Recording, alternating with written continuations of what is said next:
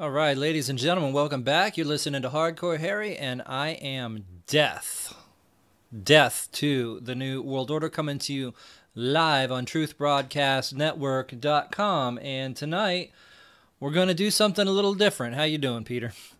We're going to actually zoom way out. You know, I spend so much time focusing on the little details of what's going on. You know, Sandy Hook, you know, trying to find the truth about this, that, and the other thing. But I've been doing this for a couple of years now, and the depth of my understanding as to the big picture of what's really happening and, in fact, why has gotten deeper. And I want to do a broadcast covering it all from the beginning to the end, which has not occurred yet. And I really don't know how to dive into this. I mean, I should start with, I guess, a little bit of a disclaimer in that there is contention on how this is all going to end. And I guess I'll hit a deep point here to start the broadcast, in that there are some people who've studied this very, very deeply, who have confidence in what evil is trying to achieve here, in that they will roll over all of humanity like a steamroller. They will get their technological, you know, their transhuman future. They will project their consciousness into the future, but then they're faced with, and I know this seems extreme, but people have studied it this deeply. They're faced with the fact that, and we're going into physics, even quantum physics, a star eventually burns itself out, and they have to have a source of energy in order to survive, in order to keep their consciousness alive. And so there has been dissertations, there has been research showing that in the end, no matter what, the New World Order, or this evil that is controlling it, does lose out. And it has been conjectured that even if they accomplish everything they want to accomplish, they will in the end have built machines or robots or whatever you want to call them out in space, sucking up the last bits of light coming out of the last star, and eventually it fades out, or it goes supernova, and it's all for naught. But what we're dealing with here is a battle between good and evil, that evil represented by Satan. Some might understand it as Lucifer. And what is the good? Well, the good is, it is God. It is what is in the hearts of us all. And I'm sorry, I have to part ways with the church to some extent here. And it's so hard for me to do this, to zoom out and do the big picture from beginning to end, because there are so many important points that are just important. The church is teaching everyone that evil is in you. Evil exists in your heart. And people go to church on Sundays, and the pastor stands up at the podium and points down at them and says, "You were born evil, and the evil is in you." And I know that's supposed to be a tenet of the Christian religion. But as an anti-New World Order activist, as a researcher, I see people being trained like dogs to be evil, to become evil. Yesterday, we played on air the psychological operation pulled off by Edward Bernays to deceive mankind. Well, in this case, womankind, into smoking, and thusly dying of cancer. My own grandmother died of cancer because she was a smoker. And she was of that age that she may have started smoking because she wanted to light that liberty torch. Mankind is deceived into committing horrendous acts against one another. People are pitted against people, and nation against nation. And the way I'm going to try and do this broadcast is we're going to bust out what's called a mind map. And this will hopefully help us organize things so that we can do a beginning to end sort of overview of everything that's going on. And we're going to be skipping out on all of the details that I normally broadcast about, and perhaps we'll be left with a list to focus in on, later in future broadcasts. But for today, I don't want to talk about that specific psychological operations. I want to talk about how evil works by deception. And what is it that Satan did in the Garden of Eden? If you want to, for instance, look at the Christian perspective, it was deception, the lie. And that's exactly what the New World Order is doing. It is deceiving everyone, lying to everyone, tricking everyone through, psychological operations now. But back in the day, they just looked at you and lied to you. Whether it was, Dan Rather, Tom Brokaw, they just looked at you and they lied to you. And you didn't know any better because you didn't have the internet. You didn't have Alex Jones or Truth Broadcast Network. You believed whatever they said. But it goes so much deeper than that. And so we want to back all the way up to before written history. And again, like I said yesterday, it has been passed on through so many different cultures that mankind received information from an outside source. And they're referred to by the Mayans. I mean, I'm not even going to go into it. There's too much. It's too deep. So what we're going to do is we're going to put a jot on the mind map. Information from outside source, and then we'll pull up a video on that, and then we'll move on to the next thing, pull up a video on that. And I'm going to download all the videos, mention all these points. We're going to draw this up on the mind map, and then we will play all of the videos one by one, seeing that people are going to see this broadcast who don't even know what's going on. By the time they're done watching this broadcast, they're going to have a general understanding of everything, of the big picture. And then they can do their own research on all of the little points or continue to tune into me or someone else. So that's the general idea of what I want to do here tonight. And I'm noticing my intros, that's just like the intro. This is what we're going to do. 10 freaking minutes. I don't know what else to do. I got to cut down on that, but I can talk faster. So what we want to do now is go on screen, pull up the mind map, and this is freeware. You can download it. It's called The Personal Brain. And I'm going to see, I haven't used this program too much, honestly. We're going to hit New Brain, Location, who cares? I guess I got to pick one, so we'll just say Desktop. And then file name, we'll just call it Big Picture. See how that works. It doesn't work. Great, so okay, save that. Okay, so the personal brain doesn't work. Wonderful. Okay, then we'll use a text document. We'll use a text document and that'll work fine.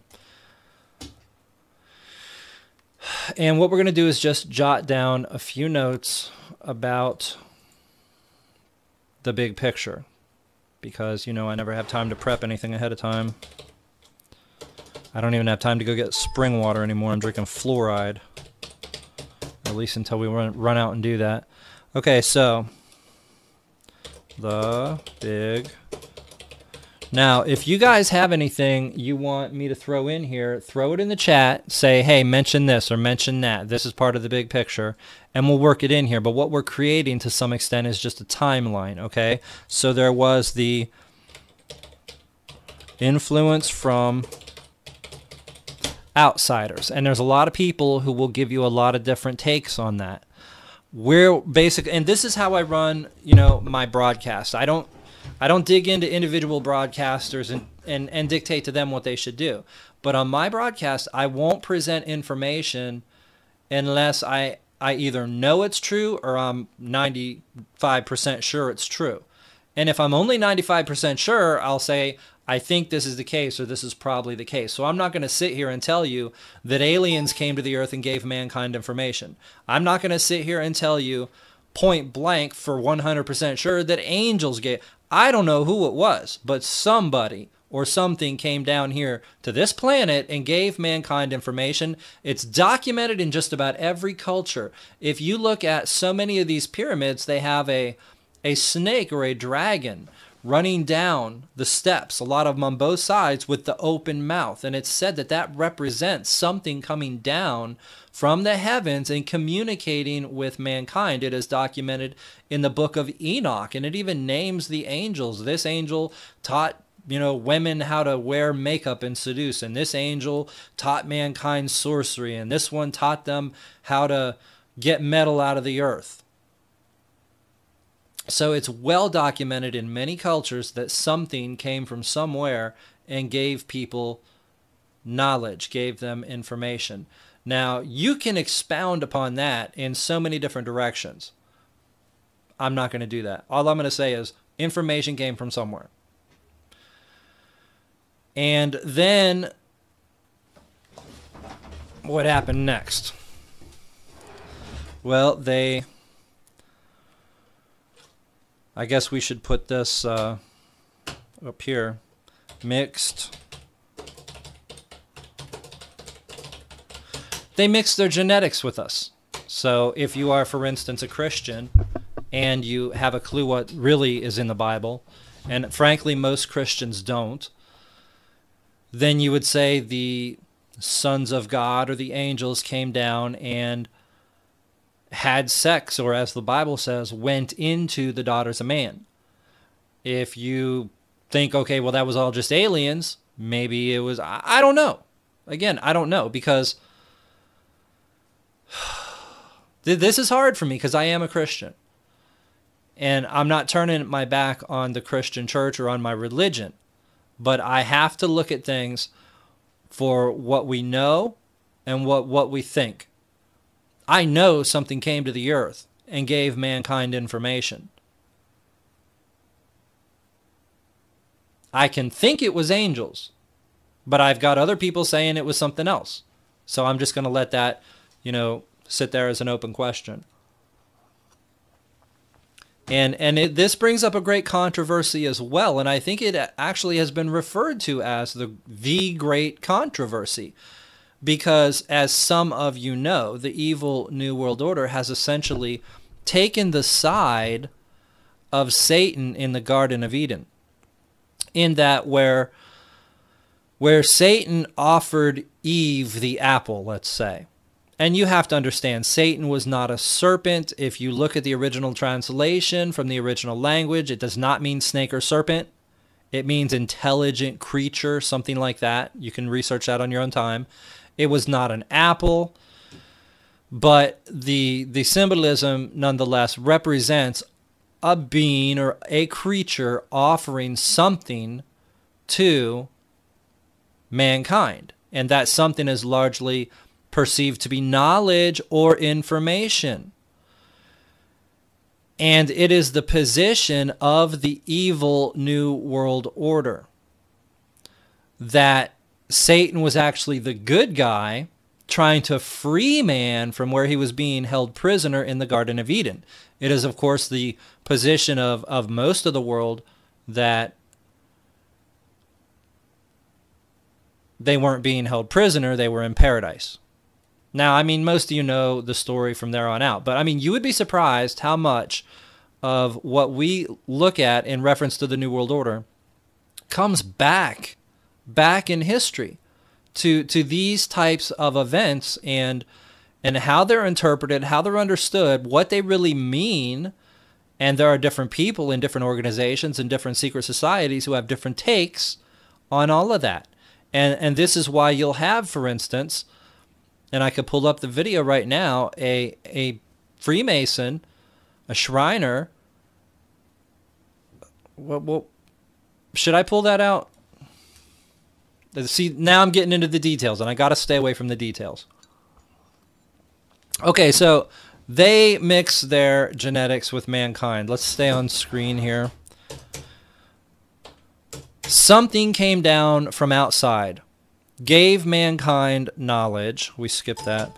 Gave mankind knowledge. Mixed genetics with mankind. So they mixed genetics with mankind. And I'm really trying to suppress the Christian perspective here. So where I would want to say, and then God punished them. And even this is not accepted by the church, in that the pastor at church will tell you the reason the world was flooded was because mankind was so sinful. Because people were so sinful, God flooded the earth. But if you look at what the Bible says, if you read it, it talks about what is it, the son of Noah, or Noah going to his father Lamech, saying, "Are you sure that I am your son? Are you sure that our bloodline is pure?" Now, there's probably a lot of people who have not heard this, but Noah was very, very concerned about his bloodline before he got on that ark. And from my perspective as an anti-New World Order researcher, it looks to me like the flood was all about destroying that genetic alteration that was evidently taking over the earth. And if you read the Bible, it says all of mankind had become wicked. So Noah wanted to make sure that the people that got on that ark, including himself, were of the creation of God, in the sense that they had not been mixed with these things that came from somewhere else. And this is going to seem strange for a lot of people who come from a lot of different perspectives.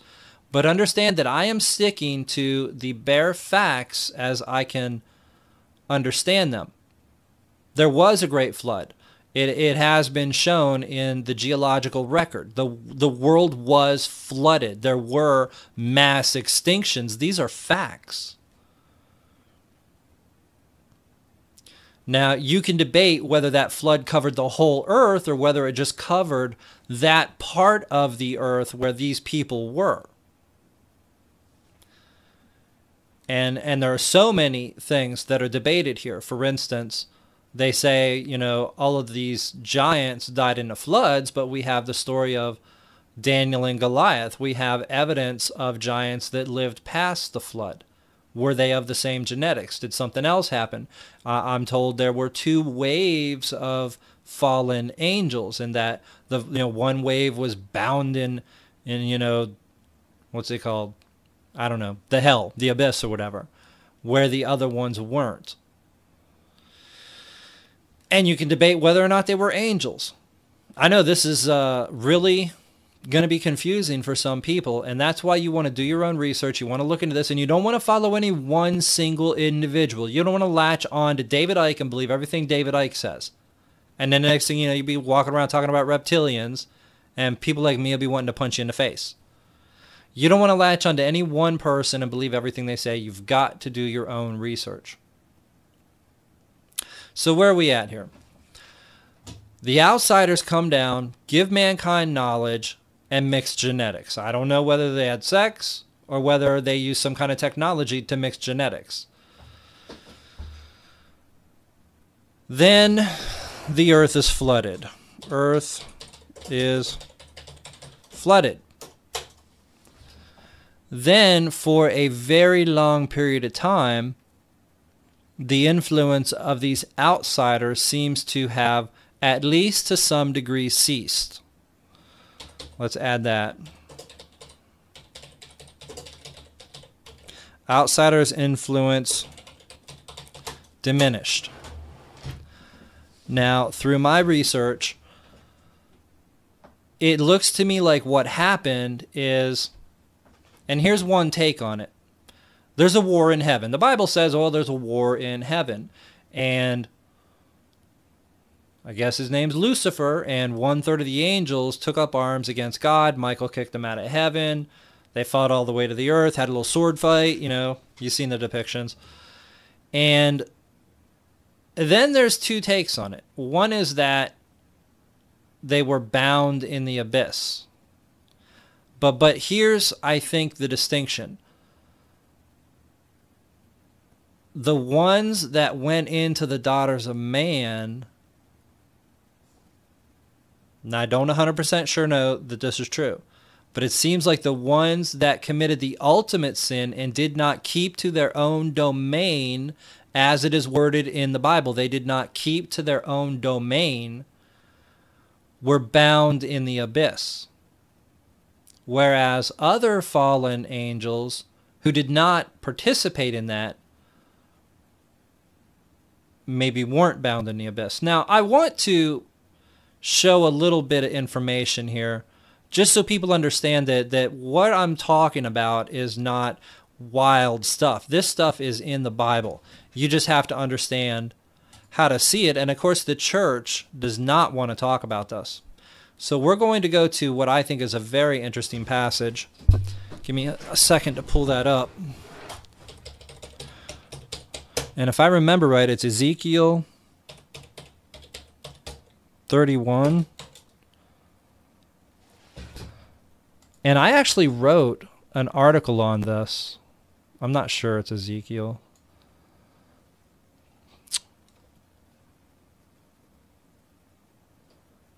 I might find it better another way, but all right, I see we got somebody in the chat dropping a link that kind of doesn't work.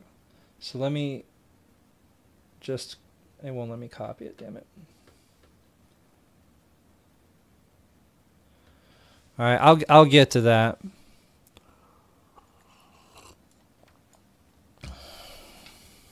I think it was Ezekiel 31. So let's just hit that. And I asked my pastor about this, and he didn't have much to say about it. Yeah, this is it. This is it. Let's enlarge in the text.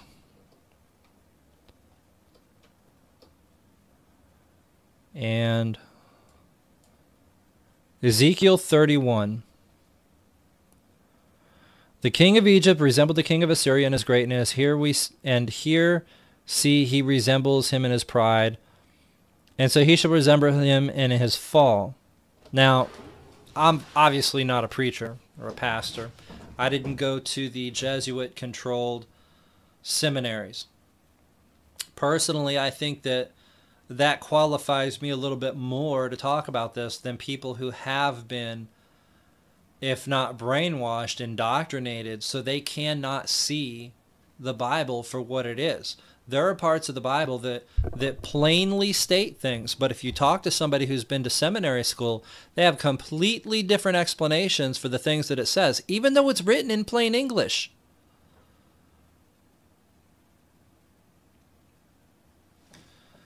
So Christians need to understand the seminary schools are controlled by the New World Order that doesn't want you to know these things. And that should be a given. Of course they're going to control the seminary school. All right, so hopefully this is the area I'm looking for, but actually I'm not sure it is. Yeah, this is it. This is it. But it's like a different version. Totally, it's a lot of this stuff is different. All right, we're just going to skip this over for now. But here's what it says that I've read. I'll just tell you. And it is essentially a metaphor, like so much of the Bible is a metaphor or symbolism, but it's symbolic of what is documented in Genesis. It symbolizes the sons of God or the angels coming down and going into the daughters of man. It talks about it. But it talks about the fallen angels as trees. And I think that it talks about it,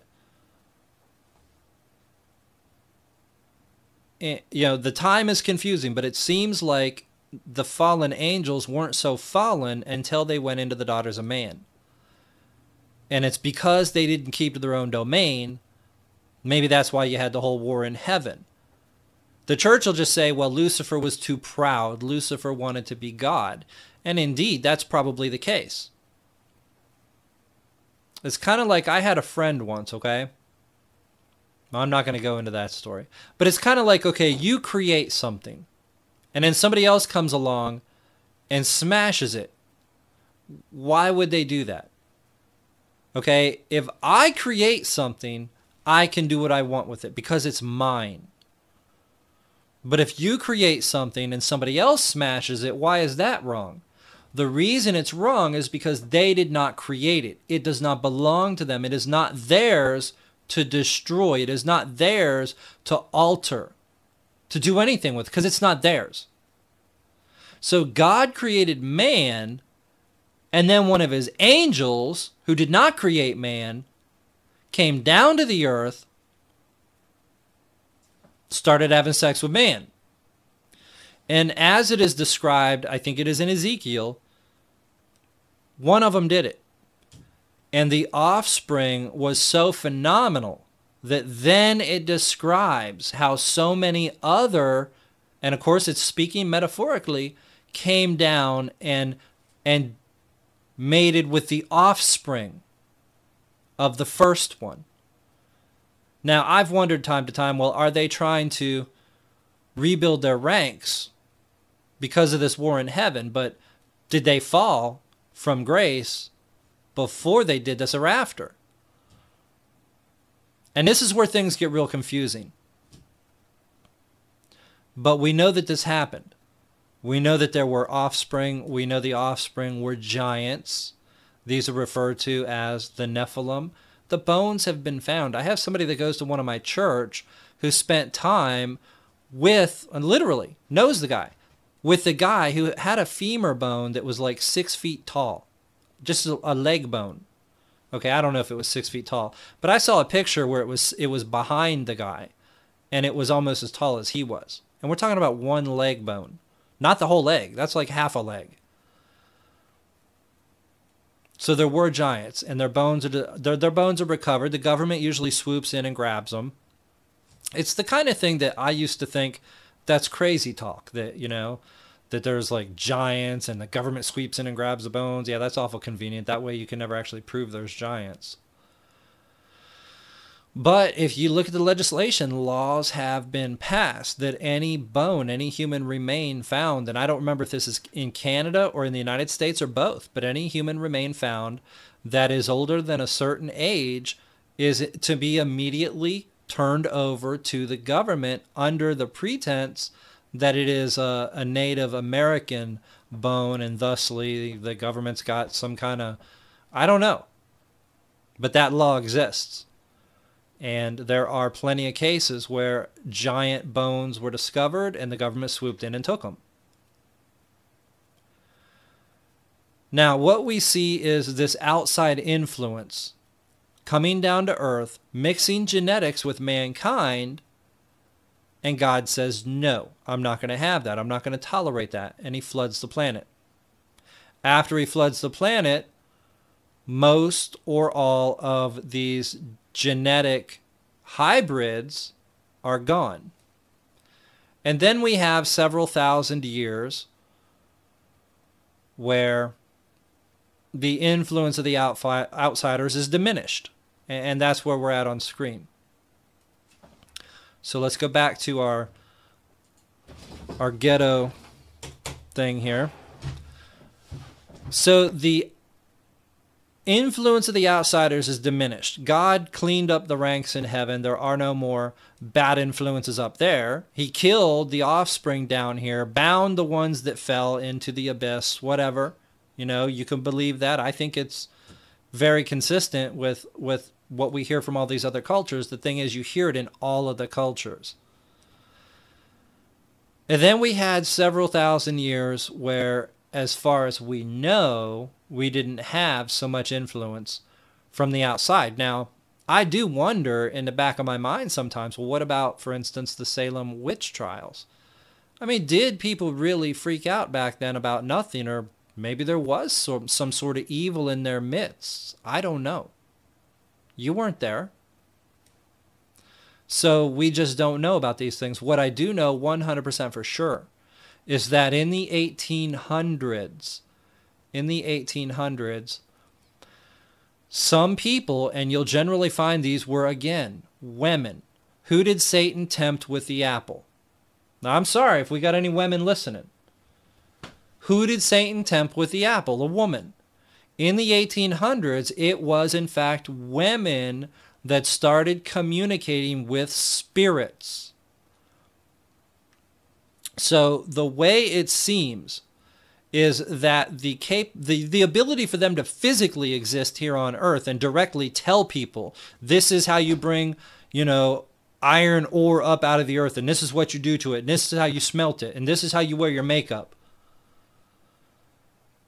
They can't literally be here and tell you what to do in person. Maybe they're still bound in the abyss. I don't know. But somehow they have found a way to communicate with some people who are willing to go out of their way trying to communicate with spirits.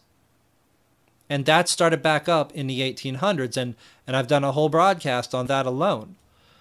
Yesterday I talked about how the people who allegedly invented psychiatry were communicating with spirits. If these fallen angels come down here and teach mankind sorcery back in that day, should it come as any surprise that they find a way to communicate through some sort of interdimensional communication, I don't know, and they're teaching mankind psychiatry, which is mind control. They're teaching mankind mind control. It should come as no surprise. And that's exactly what we see happening. And we see the evil New World Order employing or rolling out this mind control in order to control people. That's what we see happening in our day and age. So you could say that talking about these things brings up more questions than it does answers. And I think there's probably a lot of truth to that. But some things can be relatively, ascertained with a relative level of certainty. And that is that we had an outside influence. Whatever it was, it taught mankind things. It mixed with our genetics. The earth was flooded. It died off, or it's gone. The offspring's gone. And then what seems to be that same outside influence started communicating with people in spirit communication. That brings us up to about the 1800s. Now, there's an interesting video by Roger Morneau, and he was sucked into demon worship. And this was under the guise, and this must have been 1948, 1949, 1950, something like that. He had just gotten back from, I guess, World War II and met a sailor friend or something. Yeah, I think it was a sailor who was like, "Oh, you're alive. Yeah, that's great, blah, blah, blah. You want to see your dead mother?" He's like, "What are you talking about?" He got sucked into going to seances. After he went to a few of them, somebody who was the husband of a woman who was going there with him asked him, "You really you understand what's going on here, don't you? This is silly." And he's like, "What do you mean?" And he said, "You're not communicating with deceased loved ones. You're talking to demons." Now, there are a lot of people who get sucked into this, unfortunately. And I see we're getting links dropped in the chat. I will get to those. This is a 2-hour broadcast. We're only 30 minutes into it. So keep dropping them. We'll hit them if we have to extend the broadcast. So Roger Morneau is like, "What do you mean?" And all of a sudden he realizes he's communicating with demons. Well, how do you think these people are saying, oh my gosh, the stuff they put on television now, a cat psychic? People are so stupid. That's why we call them sheeple. If you're new, I'm sorry. We look at you as stupid animals, and we call you sheeple. And some of us hate you with a passion because you're so fucking stupid, and we are trying to wake the world into how everyone is being controlled, but you're being controlled to the extent that you are makes our lives crap, okay? People are talking about taking my gun away. I'm going to stay on topic here. So these, we'll call them spirits. And I'm using spirits as a general term because I'm not going to say exactly what they are. Spirits start communicating with people, and people start learning things like psychiatry. And you'll notice also the explosion of technology. Now, this is something else Roger Morneau referred to. He said that in the 1700s, Lucifer had a large gathering, and he talked about how they were going to be coming upon the technological age or the industrial age. And these things are also referred to in the Bible. In Revelations, it talks about how knowledge will be increased. People will be rushing to and fro. This is describing traffic, airplanes, trains. These are all described in the Bible. People rushing to and fro. What does that mean? When the Bible was written, you already had horses. You already had, wheels. So Lucifer evidently reads the Bible. Now, God makes a distinction, okay? He says, when people are like, well, who are you or what are you? He says, I am the Alpha and the Omega. I know the beginning from the end and the end from the beginning. In other words, God already knows what's going to happen. And a lot of that is in the Bible. Lucifer, as a fallen angel, does not know the future any more than it can be predicted by reading the Bible. And I would say he's actually doing something quite similar to what I do, in that he knows history, he knows the Bible, and he knows prophecy. And as I've said, that is, working against the New World Order, understanding the New World Order and what it is doing, which is essentially saying to understand evil. It's a three-legged stool. You have to know the truth about history, not what they teach you in the schools. The truth about history. You have to know prophecy, and you have to know current events. When you understand those three things, it becomes really easy to understand what's coming next. And Lucifer is essentially understanding those things and predicting what's coming next. And he says, okay, we're going to come across the industrial age, and I want to just play this video for you, but it's long.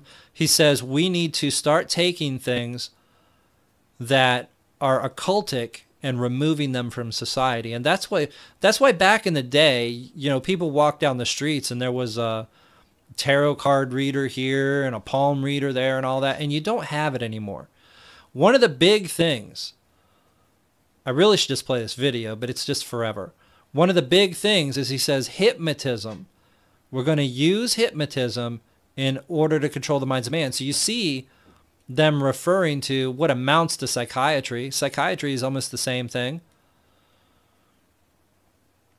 And he was preparing people for the technological age. In other words, he plans, he plots, and the Bible says it. The kings of the earth conspire. It talks about how Satan was a conspirator from the beginning. I mean, it's amazing how accurate the Bible is when you compare it with the things we know about the New World Order and how evil really works. But anyway, let's stay on our chart here. Earth's flooded, outsiders' influence diminished, and then 18-something,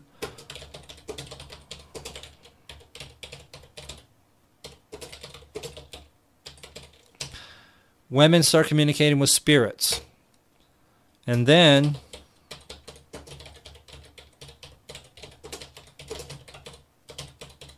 spirit communication goes mainstream, and it did, in fact, go mainstream. And a lot of you have probably heard, for instance, that Abraham Lincoln's wife, what was it, Mary Lincoln, was in the White House communicating with spirits, and she was not the only one. If I remember right, Hillary Clinton was doing it. Oprah, it's beyond mainstream now. It's something that all of the people who want power and who crave power try to make these connections with these spirits to get insider, you could say insider information. And I guess different people do it for different reasons. And a lot of them are, like Roger Morneau, deceived into it from the outset by thinking they're going to talk to their dead mother, or they're going to learn about their past lives. Well, why? How do you think something can communicate with you and trick you into thinking that you have past lives? And that's another whole topic, which is necromancy. Trick you into thinking that you have past lives because they were here. Okay, as I said yesterday, evil never dies. These spirits, whatever they are, have been here forever, for a long, long time, and they're going to be here for a long time. They don't die, every 60, 70, 80 years like people do. And that's why they can talk about, somebody that was living 400 years ago and then say that was you. And then you go and you get in an encyclopedia, you get on the, oh, it's true. I was communicating with the spirit about my past life. Necromancy is the belief that when somebody dies, they're, for instance, looking down at you from heaven, all this kind of stuff. And there's a reason that evil needs you to believe in this, and that is so you can go to a seance and talk to the spirit of your dead grandmother, and your dead grandmother can tell you what to do. And people have been used as tools by these spirits because they believed in necromancy. Anyway, so spirit communication did go mainstream. And then I'm going to have a little bit of a trouble going from there to the future, because this is where things really, really speed up. And they speed up in the sense of the technological development. They speed up in the sense of the cultural evolution of society.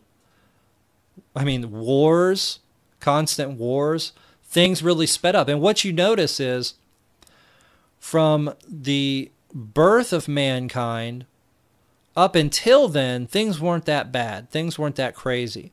Wars were generally started for legitimate reasons, at least most of them.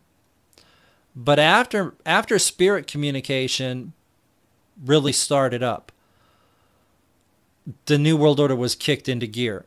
Now, Roger Morneau talks about Lucifer having this big meeting in the 1700s, and I believe it was before the founding of the Bavarian Illuminati,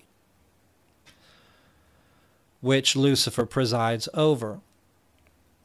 But in the 1800s is when the spirit communication reached the level, and you could say, because it was played up in newspapers, that the media, what we might refer to as the mainstream media of that day, they were running it in the newspapers in order to make it go mainstream, in order to get more and more people communicating with the spirits. That's kind of what it looks like to me.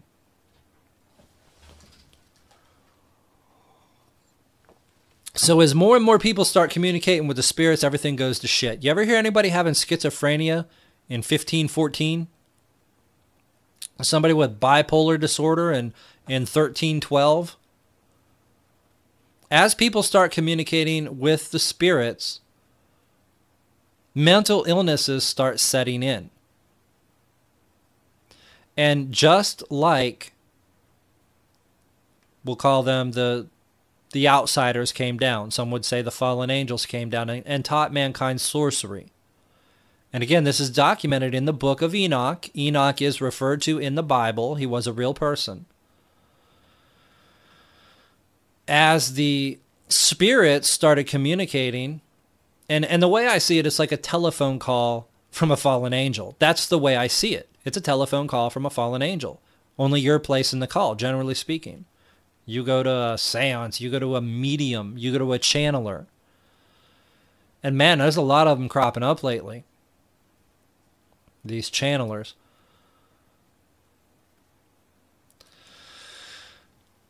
They have these communications with these spirits, and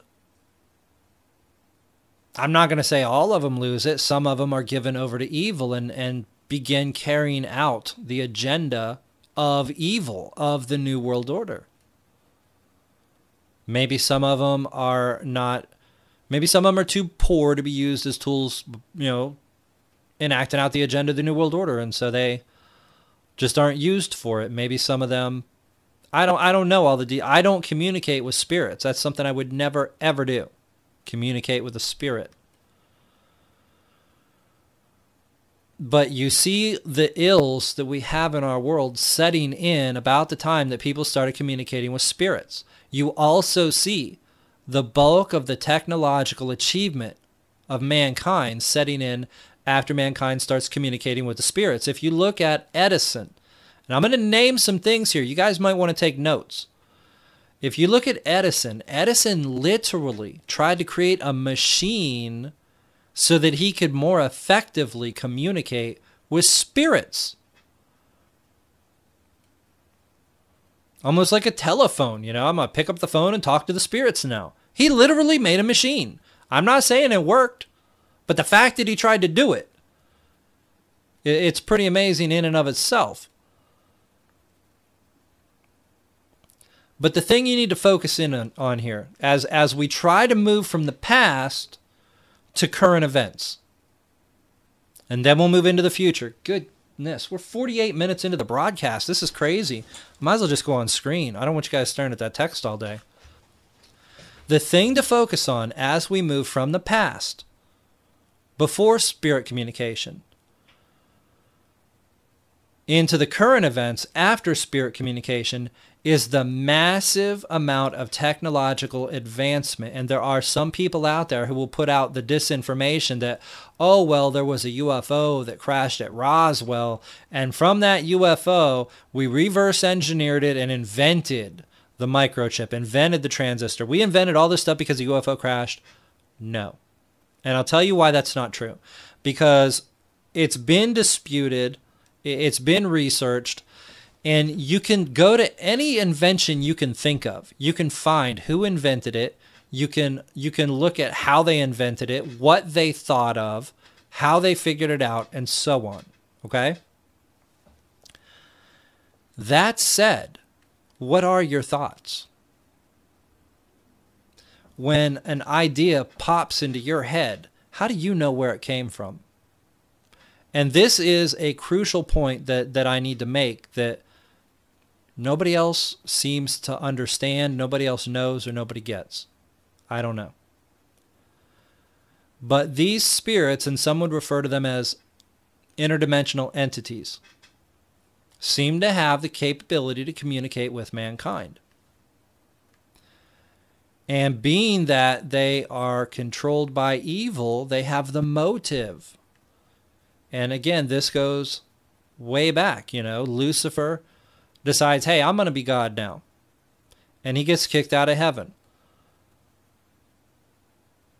But he still wants to be God. If you look at what the New World Order is doing, they want to be God. They want to be your God. And I wonder sometimes, do they think that if we can get everyone to worship us, that in and of itself makes us God?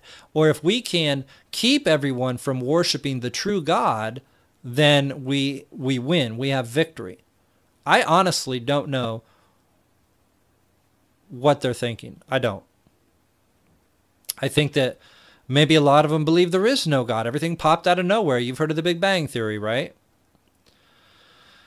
And I'm sure different people at different levels of the hierarchy of the New World Order think different things. And they probably all, you know, bounce the same crap back and forth and reinforce it in their own minds. But the truth is that they are all being controlled by evil. They're all working against the true God. That is pretty much undeniable. I can't go into it right now because it's just too much. But I'm sure that throughout this broadcast, there'll be plenty of indications that that's the case. And one of the main things I would say, you know, I think about what is evil. And, you know, you could look, okay, there's the Ten Commandments. God said this, God said that. But really, what is evil?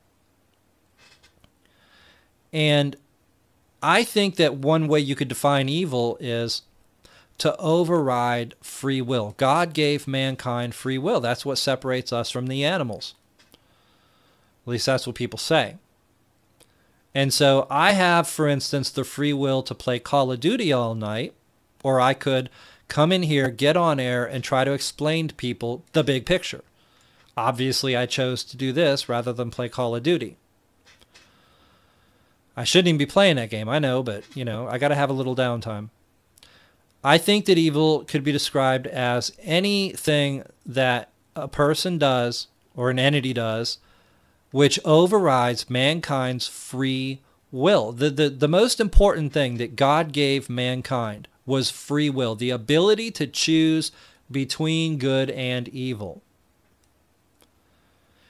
And through the art of deception, The New World Order controlled by evil is, in fact, overriding mankind's free will. If I look at my mother, she does not have a clue on the face of the earth what's going on. And she would probably label me as an evil person for telling people the truth about how they're being controlled. You could say that through not only not hearing the truth, but the mainstream media constant brainwashing, constant propaganda.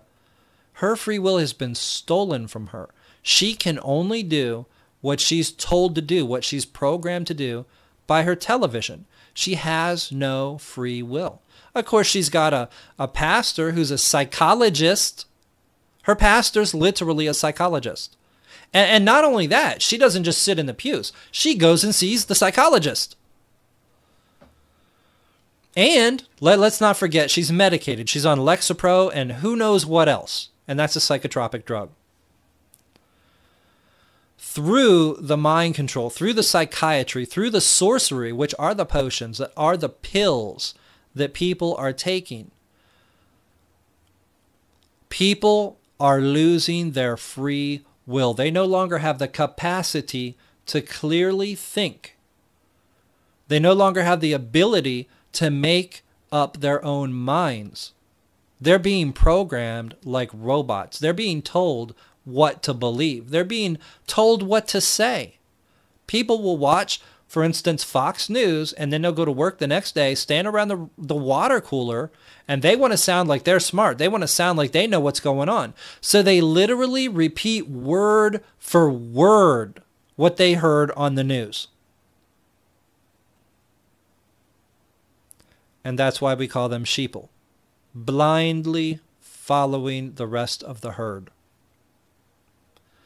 This is not just brainwashing. This is not just propaganda. This is evil overriding God's gift of free will to mankind through sorcery, through psychiatry. Our free will has been undermined to the point that in some people it no longer exists. And I would say that that is evil. That is evil.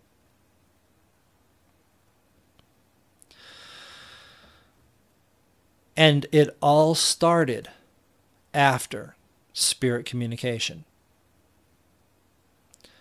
Think about it. They came down here and they taught mankind sorcery and a lot of other things. You could say that teaching mankind how to forge metals, how to smelt metal, was teaching them a technology, advancing their technology. Once the spirit communication started up, and it probably started before this well-documented case in I think it was 1848. It was two sisters in a house, and I'm trying not to go too much into detail here, but I'll give you a little bit of detail. There were two, I believe, sisters living in a house, and they were holding seances and talking to somebody who said they died in the house, okay? They did this for a while, and it got played up in the news. It got played up in the media, in the newspapers.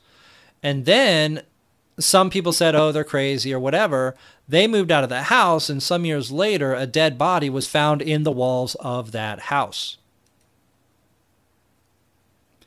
Looking back on it now, with the understanding we have now, we might say, well, maybe they just lied about that, or maybe they put the body there. Maybe it was a psychological operation so they could get people to believe. I don't know. I'm giving you the historical account. I would say that the spirit communication was probably already a lot more widespread, but that was played up in the media for the sole purpose of getting people to believe it, getting people to embrace it, getting people to think it's a good thing. Look, they don't give you your Prozac and say, here, this is sorcery. I want you to take this potion every day. I'm your sorcerer. I should be wearing a black cloak. But I wear this white lab coat so nobody catches on. I'm your local sorcerer. Here's your potion. Take one every day. They're not going to say that, okay? And the media is not going to portray them that way. And in the same way, when all this spirit communication was going on, and it still is, when all this spirit communication was going on, it was not portrayed that way. It was portrayed as, why don't you talk to the spirit of your dead grandmother? Why don't you talk to the ghost of your son? I don't know what they said, but they didn't say what it was. They didn't say you're communicating with demons. They didn't say that we need to open a path of communication with evil so that it can advance our technology and they can become like gods. But that's what they're trying to do. But I don't want to get ahead of myself. We've got an hour to go. We've got an hour to go, and we're going to get into the future, but still, we're just a little bit in the past. They start the spirit communication, and the spirits, and this is the part you'll never have heard before. The spirits started helping mankind with the technological development, same as it is documented in the Book of Enoch. They taught mankind sorcery. They taught mankind how to smelt metals, and I don't even remember what else. Okay, read the Book of Enoch. I've never read it. I listened to a little bit of it on audio tape or something once, but I fell asleep real quick. I listen to things as I go to bed at night. But this outside influence came to the earth and taught mankind technology. That's what it is. Smelting, forging metals, that's technology.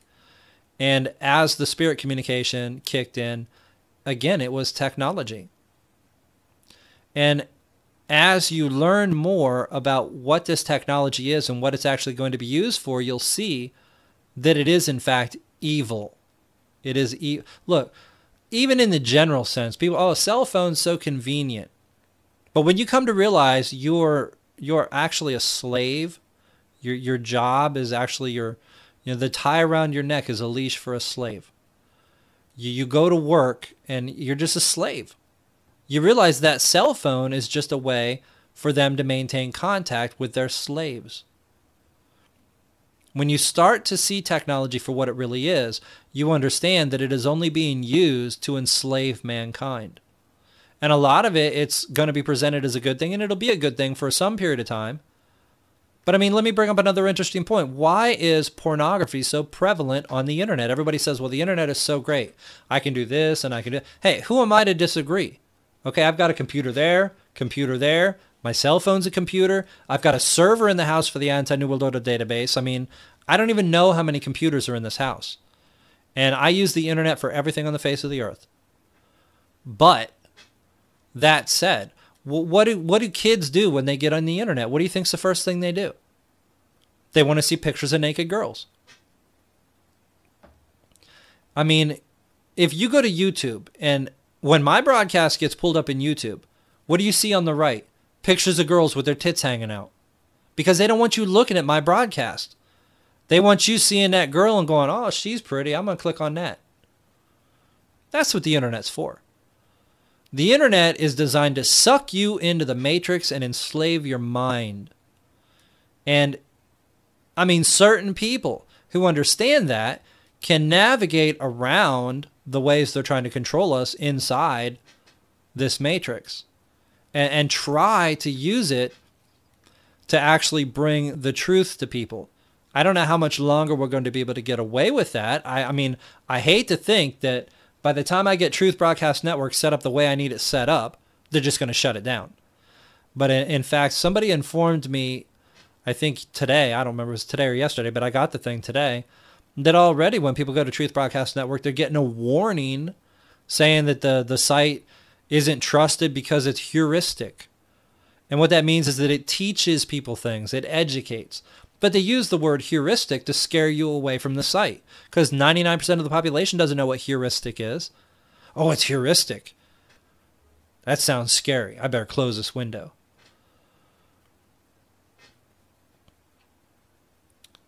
So the internet is a matrix, and it's a matrix that brings a lot of bad things to you and increasingly blocks the things that might free you, might educate you, might give you a little bit of information you need to understand how you're being controlled and enslaved. So when you look at the internet in that light, Is it overall a plus or a minus? You could say, well, that depends on how you use it. For me, it's a plus. Is it? No, for you, it's a plus when I use it. For me, it's a negative.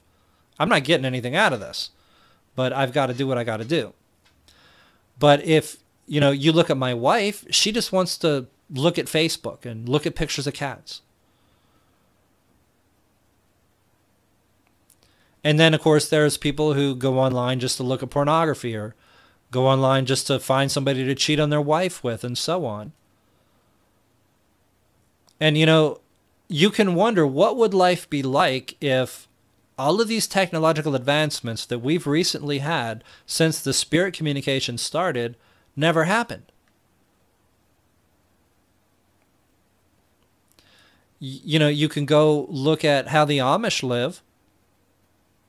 Honestly, I live near Amish country. I've been in Amish country a couple times. And they're not very friendly. And the reason for that is because they see outsiders as evil. And the reason for that is because they know I use the internet and the internet's full of pornography. And they maybe can't imagine somebody using the internet. And this, I shouldn't go into it. Briefly, I'll mention it. This is another thing with the church, okay? They seem to assume that you are prone to sin. This seems to be something that is, they're taught in the seminary school to teach. But I think that's the way the Amish see us, because maybe they have that same mindset. But unfortunately, all too much of the time, it's probably true.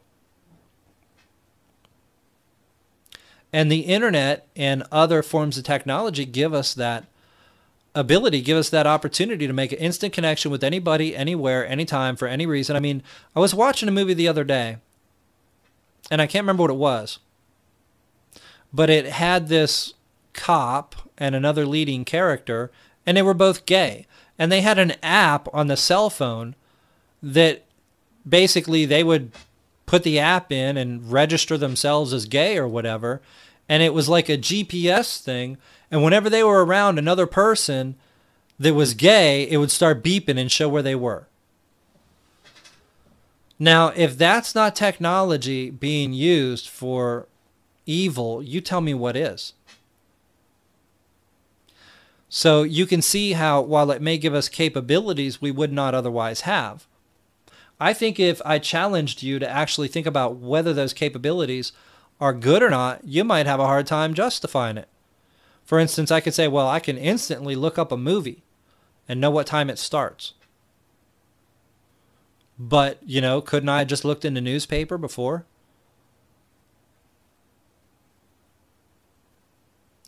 And, as technology's come along, people's lives have sped up to the point where they don't sit around, talk to each other, have meaningful conversations, meaningful relationships. All that is lost.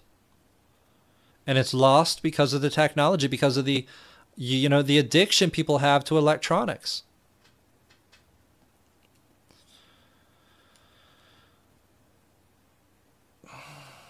People don't think like they used to. They're programmed like robots.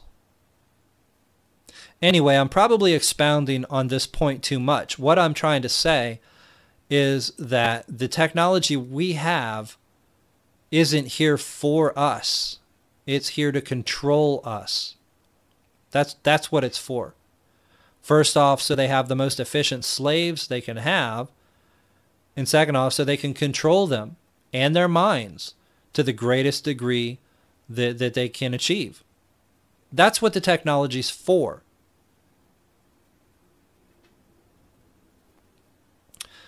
And these spirits, I believe, and again, you won't hear this anywhere else, I believe these spirits have helped mankind to come up with this technology, to invent the things that they have invented. And some people who've invented some things have admitted that they got the information through communicating with spirits. Now, offhand, I can't remember who or what was invented from that, But if you Googled it, you might find it. You'd have to search a little bit because, again, this is a completely unknown topic, an unknown subject. But things have been invented, and the inventor said point blank, they got the idea for the invention by communicating with a spirit guide. That's a fact. When the inventor point blank says that they got the idea for the invention by communicating with their spirit guide, that means that the spirits are guiding the invention of the technology. You can't deny it at that point. Then you have to ask, well, what are they trying to get us to invent this technology for? Now, this is where it's going to get interesting. And I see we lost two people because I expounded on that point too long, but whatever. This is where it gets good.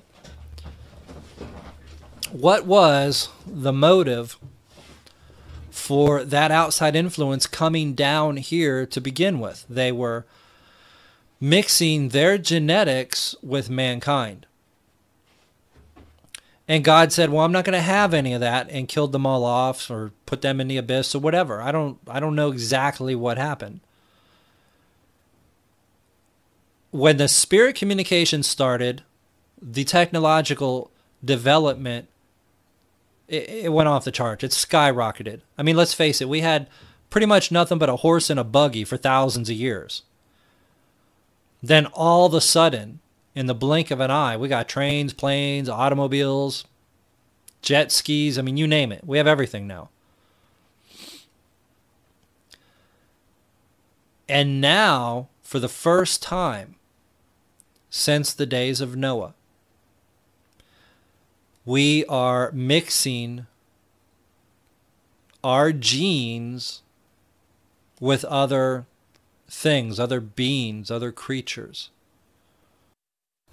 All right, and I think that serves our purpose for demonstrating that the things when we talk about an outside influence coming to Earth and interbreeding with mankind and giving mankind knowledge, information, technology, it is not conjecture. It actually is very much backed up in so many different cultures, in the cuneiform tablets, in, I don't know that it's in the hieroglyphs, but I bet it is. But I mean, it's all over the place in all these different cultures. And you just heard one of the callers talk about the Norse culture. That's like the Vikings.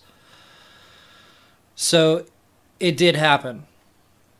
It probably happened on a worldwide or a global scale, and that's why it's in all of these cultures. So we are picking up where we left off yesterday, and for those who are watching on YouTube, you know, what we just played was a good bit from Genes, Giants, Monsters, and Men with Joseph P. Farrell.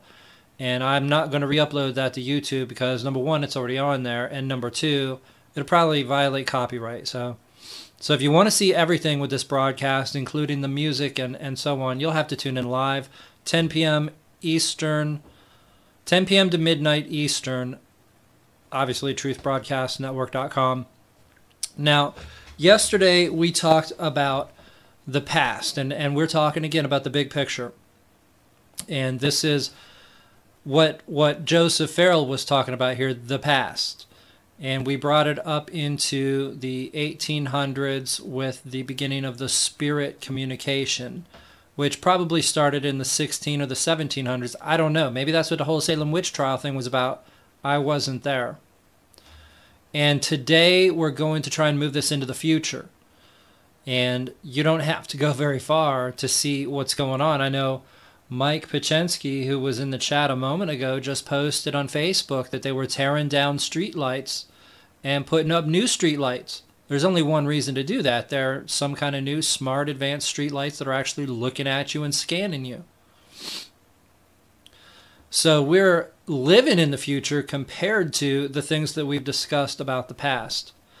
But the New World Order doesn't think in terms of 10 or 20 years. They think in terms of decades, centuries, and one might even say millennia. These people are evil. They are controlled by evil, and you can define evil a lot of different ways. I mentioned yesterday that I believe a very good definition of evil is if you are overriding someone's free will, if you are taking away from someone the ability to choose between doing what is right and doing what is wrong, doing what is best for them or not doing what is best for them. If you take away somebody's ability to think and to choose, if you steal their free will, I think that is evil. And that's what we see going on more and more through the sorcery, which is the pharmaceutical medications, through the mind control, which is the field of psychiatry, psychology, the brainwashing on the television, the government education. It's mind control. And if you're new to the truth movement, if you're not quite awake, if you're saying there's no such thing as mind control, I'm sorry.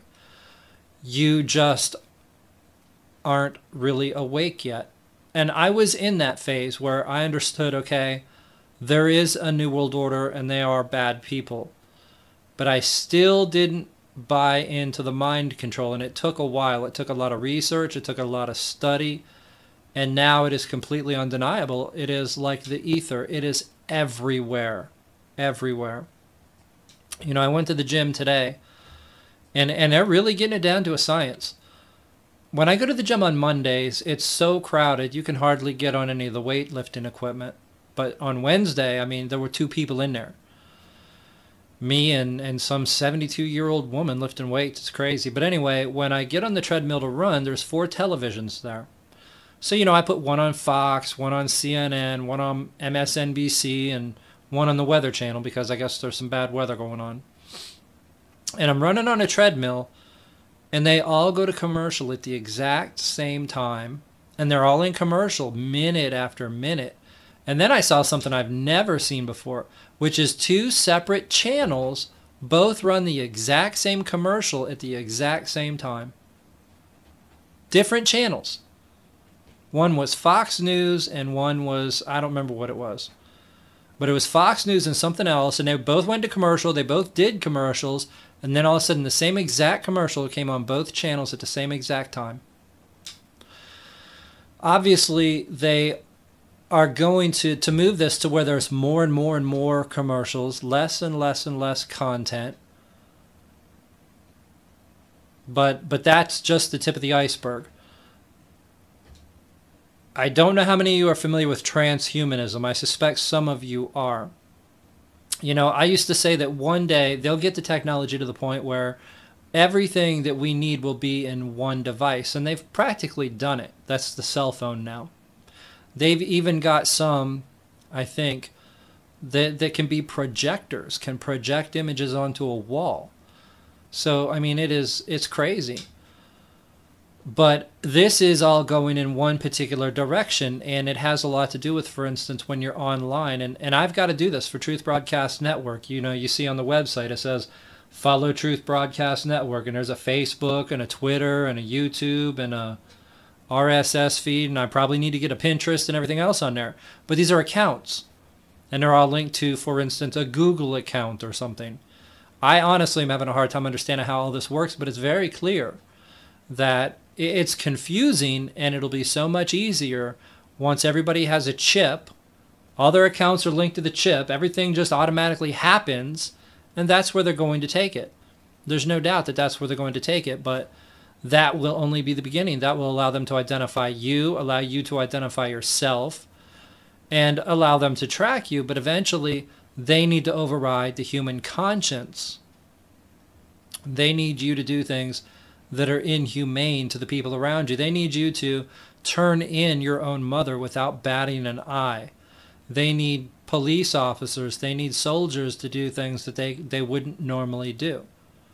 It's going to be a requirement in the future. And in order to get them to do that and to get every one of them to do it without hesitation, they have to override the human conscience. Now, we're not talking about a lobotomy. We're talking about a brain chip implant or interface. So that is our future, and it's said there's going to be 3 kinds of people. people who refuse all that kind of technology. You could say that the Quakers are those people now. And there are going to be people who embrace it, and those are the transhumanists. And there are going to be people who are kind of in the middle or in between. And they may lean in more of a cyborg direction. We've seen the pre-programming in movies like Terminator. And I mean, when I saw the first Terminator movie, I was like, wow, this is awesome. This is unbelievable. But I couldn't have imagined this was actually going to happen. But you know, while I was running on the treadmill at the gym today, that's another thing I saw was a propaganda piece for drones. They were playing them up like they were a great thing and showing the troops and how they use the drones. And, you know, I think this is such a great thing, blah, blah, blah. Conditioning, you know, there's drones being sold in the stores now for toys, you know, like Matchbox cars, except it's a drone. It's a Predator drone. And of course, they're flying here over our skies now. The mechanization of the military, the mechanization of the state is well underway. There's cameras everywhere, and those cameras are substituting for a police officer standing there with his eyeballs. And these things are going to be linked together on a mainframe computer that's going to be perfected in the future. They can roll out the infrastructure ahead of the control unit. It's like having a computer in your house but not hooking it up to the internet yet. That's what they're doing. They're putting the cameras out. If you go into a gas station, they've already got the scanner there that will scan your hand when the chip is in it. The scanner has been sitting there for years now. Maybe not in every gas station, but in a lot of them. And they say instead of swiping your card, you can just hold your card over it or tap it with your card or wave your card over it. Well, where do you suppose that is going? Eventually, that chip that's in your card is going to be in your hand. And then you'll just go in the gas station, you want a gallon of milk, and you'll just go like this, wave it by the machine, and you'll have your gallon of milk. But again, these things are only the very, very beginning of where we're going with this. And you have to wonder how much of what we're looking at being broadcast. I mean, for instance, if you look at Coast to Coast, they constantly talk about the giants and the, you know, all this supernatural stuff, but they very, very rarely discuss anything to do with the technology, the technological side of it. So what that reflects is they're often talking about the past, conjecture about the past, but they're not telling you what's happening now and what's coming in the future. And I have to think that there is a reason for that. Now, we are in contact with the Anti-New World Order database engineer in Manchester, and he is an expert on transhumanism. I don't have him for the broadcast tonight. Hopefully he's working hard on the Anti-New World Order database. That's why I built a server in my house. But we could go ahead and dip into some aspects of transhumanism tonight. The real question is, you know, again, we're dwelling on the big picture, and hopefully, let's go on screen. I've still got the text file on that, and there it is. So spirit communication went mainstream, and technology increased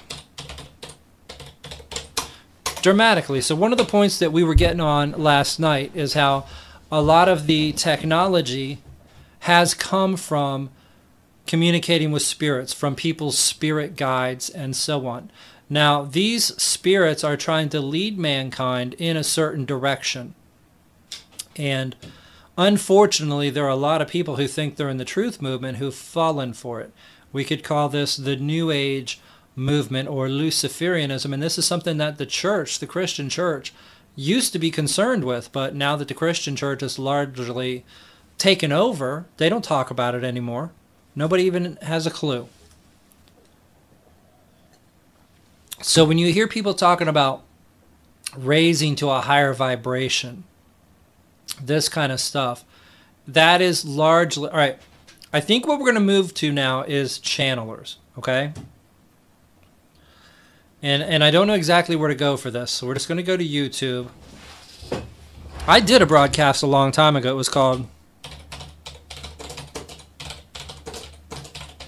Channeling is Talking to Demons. But I'm sure that they removed it from YouTube when they deleted my channel. So we're just going to check out a clip or two and just see what we glean from it, because again, people are communicating with these spirits, and these spirits are there to deceive. And that is the number one marker when you're dealing with evil. It is trying to deceive you. All you got to do is turn on the news. Hi everyone, I'm Janet Lightstone of lightstoneacademy.com and lightstonesource.com. And I have a lot of comments on my How to Talk to Spirit Guides and Angels video. And a lot of people are concerned that demons or lower level entities could be pretending to be guides and angels, and we shouldn't be talking to spirit at all. Okay, so somebody's obviously told this woman, you shouldn't be doing what you're doing. The last thing we want to do is hear from somebody who's gauged in the activity that we're saying is not a good idea. Now, here's a perfect example. George Norrie and Alex Jones on Talking to the Dead. What the fuck is this? Let's check it out. What we've done is we've touched the pulse of Americans, and they are looking for information. They're looking for people to tell them the truth, and that's what we're doing. And as you were talking about the latest book, Talking to the Dead, as I was leaving the studio last night, in the wee hours of the morning, I saw what I thought was a dead person outside of our studio door. I kid you not. Some guy just flat on his face with his coat over his head. Okay, this is crap. There we go. Let's hit this one. Oh, that's an hour 26. Heaven, hell, times. Alright, whatever. I'll just go on screen, and hopefully you're not getting too much echo here. What I ought to do is actually dig up one of my old broadcasts that's been removed from YouTube on this subject, but it's kind of difficult because I focused in specifically on the Nephilim. What I'm trying to do now is give you the big picture. But I do believe that Ray and I had one on transhumanism. So I'm going to play a Payday Monsanto song and try and find a broadcast that I've done on transhumanism to replay here. And it has been removed from the internet. But first, I told you yesterday about Roger Morneau. Here he is.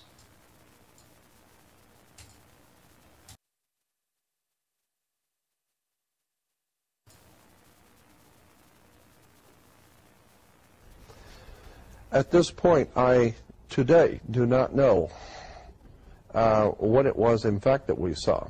But when we got back to the hotel, the motel that night, Paul said that he, about a half hour, 45 minutes, something like that, after he fell asleep, he woke up totally awake, and something picked him up, actually picked him up and set him up in bed. Involuntarily. And the moment he sat up, a light came on over his head like a little dim night light. And he looked up to see an alien's face with the typical alien's face with the bubble eyes, but it was glowing, and you could see through it. You could see the ceiling through it as if it were a hologram of some kind. And it was glowing, looking at him, and he said it slid across the ceiling, went across the ceiling, hit the wall, and came down to where it was even with him sitting in bed. It went through the wall and disappeared. But Ivy, in my room, was laying so that she could see the door, and she said she saw the glowing on the wall, but she couldn't tell what the light was because it wasn't very bright. And she said, but when she opened her eyes to see the glowing of the light in Paul's room, which was the face on the wall, a little red, tiny little red dot of light came through Paul's room and came in and hovered over her.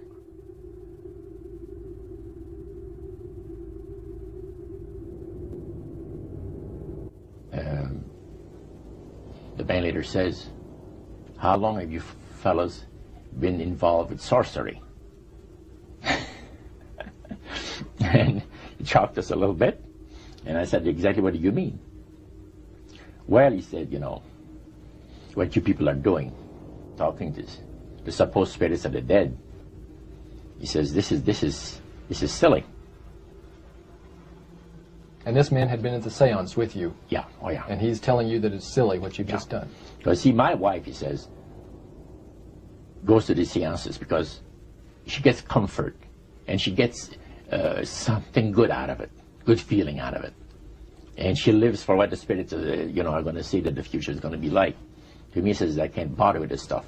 He says, I want power. I go right to the source of power. And he says, how do you think that I became famous the way that I am? Well, I said, you must have had some good luck. Well, he says, there's no such thing as good luck. He says, there's either some power working for you somewhere, or you don't get ahead in this world. Not in my type of occupation. So it went from there. We got talking about spirit worship. Did it intrigue you? Or did it make you want to find out more about what exactly he was talking about? Yeah. So he said the supposed spirits of the dead that you're talking with are demon spirits. They're fallen angels.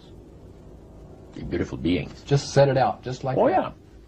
It didn't make you uneasy when he said they were... Well, you know, it shocked you a little bit, you know. Something that you first hear mentioned to you. He said, you guys have got a great future ahead of you. Because we've been told, the high priest of our society, secret society, has been told that the master has very special plans for you too. Now, what did he mean by the master? Satan. And we were interested to hear more about it. And he told us, he says, look, we worship spirits. We worship Lucifer and all his angels. They're just as beautiful as they did before they were cast out of heaven. He says there was a misunderstanding in the whole thing, he says, among the inhabitants of the galaxies. And he says our master was misunderstood.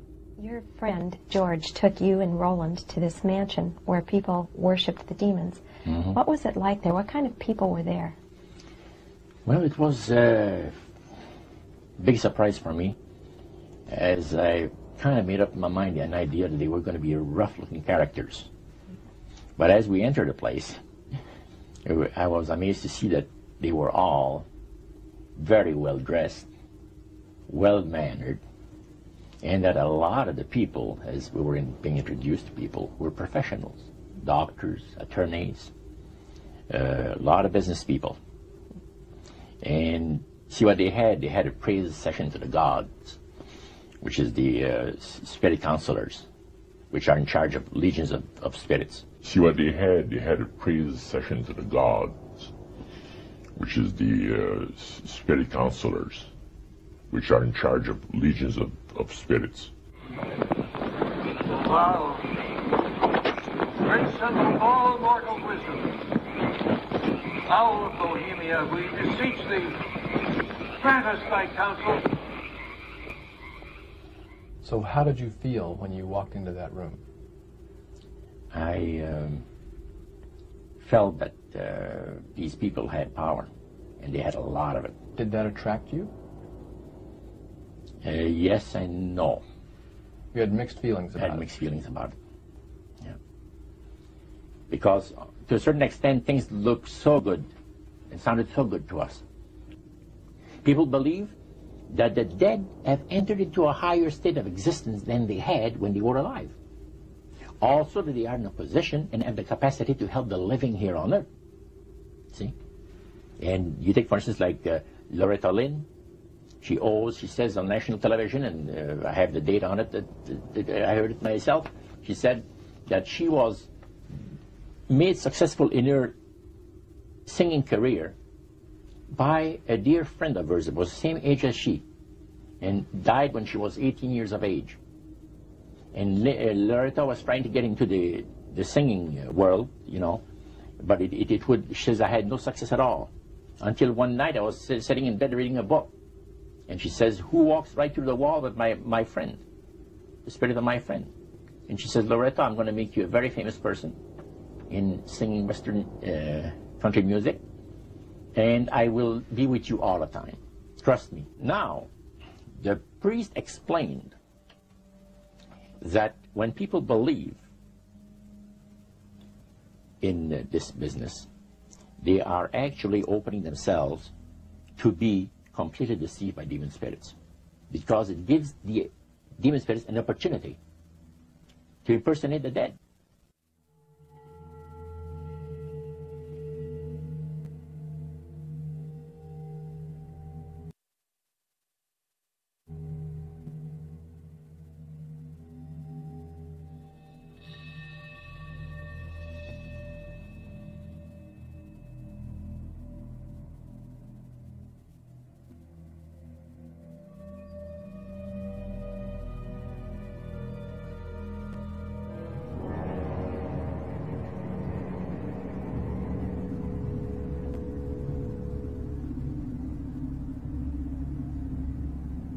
So, who are they talking to?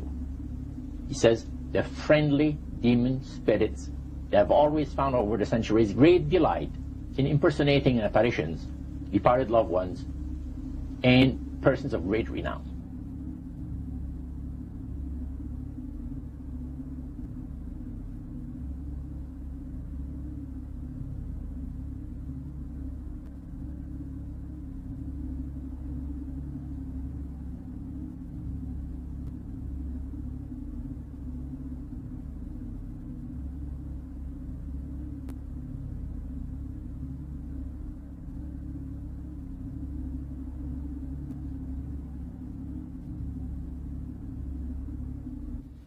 Then the medium said, we have a very special surprise tonight for you people.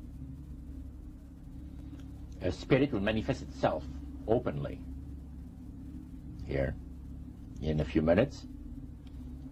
And it's like a big gust of wind hit the building and right through the wall. And that translucent being seemed to come right out of the wall. How did you feel right at that moment?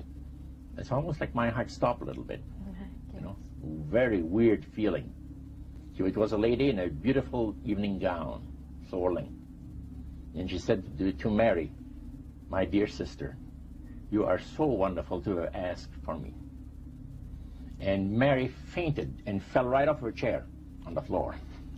And a couple of guys jumped up and picked her up, and spirit gone. And that was the beginning of it. That's how you got into it. Yeah, that's the way we got into it. After a while, you see, there's something interesting about the human mind. You can adjust an awful lot of stuff.